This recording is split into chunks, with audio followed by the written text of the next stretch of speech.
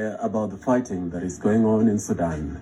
What's happening there is more than meets the eye, and it's time for the world to discuss the actual truth of what is going on there. America and Russia are at it again, just as they did 60 years ago during the Cold War, when they fought proxy wars right in Africa, leading to the death of thousands of innocent Africans. They are at it again in Sudan, fighting a proxy war. Let me explain. Two factions of the Sudanese military are fighting each other. One of them is led by Lieutenant General Mohammed Hamdan, head of the paramilitary group known as Rapid Support Forces. The other faction is led by the Sudanese Army Chief, General Abdel Fattah al-Burhan. So why are they fighting?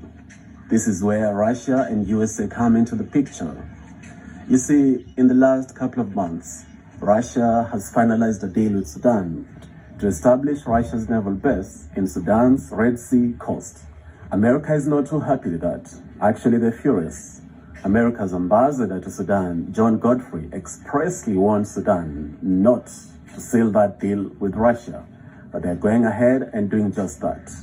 And so when the paramilitary unit began fighting the other faction of the army, that wasn't happening in a vacuum. The big problem is that you're not going to hear this in the mainstream media. Neither are you going to hear a lot of African governments voicing this, which is very unfortunate, because Africa must learn to speak its truth and stand on this truth, because truth will set you free. So it is left to the African people, we the African people, to speak this truth and tell America and Russia to get off Africa, to get their hands off Africa.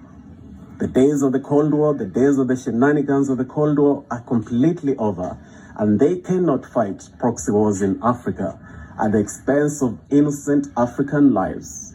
That has to stop. The fighting in Sudan must stop. The puppet masters must stop their evil, diabolic games.